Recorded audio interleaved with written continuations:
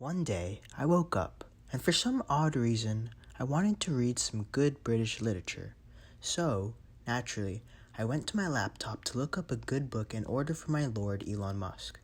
And boy, did it arrive faster than Dr. Spencer grading my test.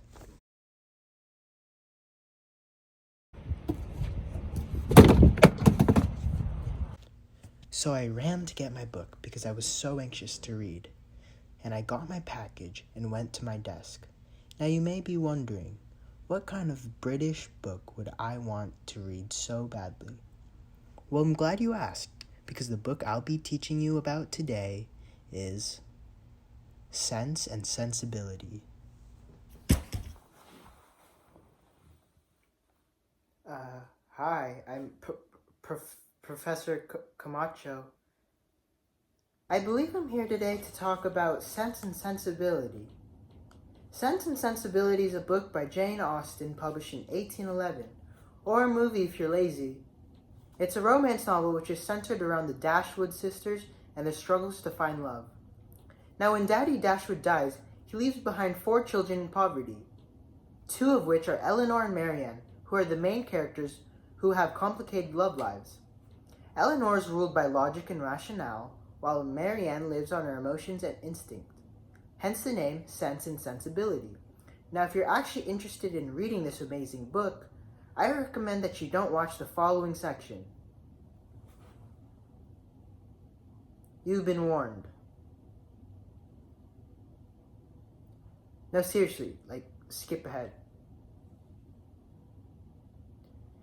You should all be ashamed of yourselves for watching this part and not taking part in the experience of a book it is.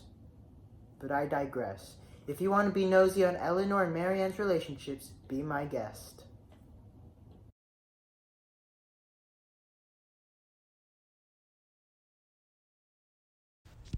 Okay, so, welcome to my romance chart.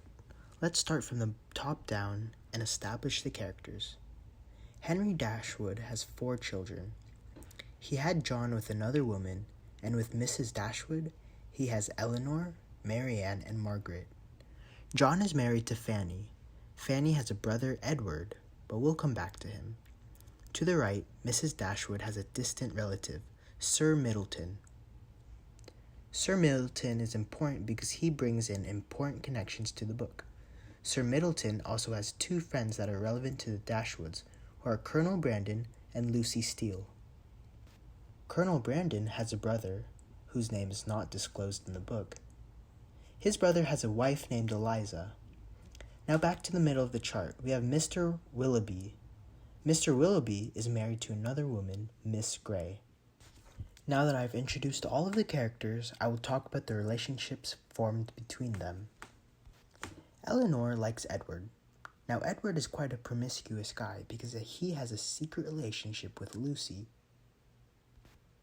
Marianne, on the other hand, has a thing for Mr. Willoughby, but he got married to Miss Grey for money and made a big mistake with Eliza. Someone better get this man an eraser. However, Colonel Brandon starts to get close to Marianne as well. Well, now you have a basic understanding of what's going on. Comment who you think will end up in the comment section below. Okay, so whether or not you've listened to whom these Kardashian wannabes married, I'll explain on why I've annoyingly been begging you to read it. This book is like the rom-com before it was deemed socially acceptable. We should read this book as part of our British literary understanding because of its readability, connection to our literary understanding, and humanly themes. I mean, to be honest, guys, this book is so amusing to read. I mean, who doesn't like gossip and tea? Jane Austen is an amazing writer and knows how to appeal to a young audience. The second reason is that Sense and Sensibility, despite being riddled with humorous romantics, is actually a lot deeper within our scope of British canon than we realize. This book is written and set during the Romantic period and negotiates ideas of marriage, the role of women in society, character, and wealth. During the uprise of the Romantic era, human relationship and emotional complexity were common ideas being played with by writers. Austen ridicules this construct of emotional attachment, with Eleanor and Marianne being curious in love and trying to find relationships that sometimes fall through. Also, this book deals with the role of women in general. I mean, the main characters are two women trying to find love. I think that's pretty obvious. But also, the book deals with character and moral development, with the aspect of maturity and love being present throughout the novel. Lastly, Austen plays with the idea of wealth. The Romantic era saw a big divide between the rich and the poor, and Austen portrays this when the Dashwood family goes under financial crisis. The third reason we should read this is because of its connection as a novel to us as a reader. We can see rejection and heartbreak in this novel, and I think we can all relate to some aspect of this book as teens. As I said, this book deals with maturity and character development.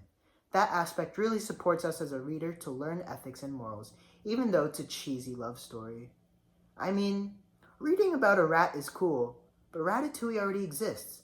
So I think we should give this book a chance in class, and you should definitely read this as a scholarly student yourself. If you don't really trust me, I'll bring in the big guns. Common Sense Media rates it 5 stars out of 5. 4 out of 5 on Goodreads, and by many readers alike, around 4 stars. Online critics say that the book can be a little slow, but that doesn't take away from the technical and literary masterpiece that it is. I hope my plea for a good grade has rekindled or even just sparked your passion of reading again. And join me next time for other educational videos on this channel.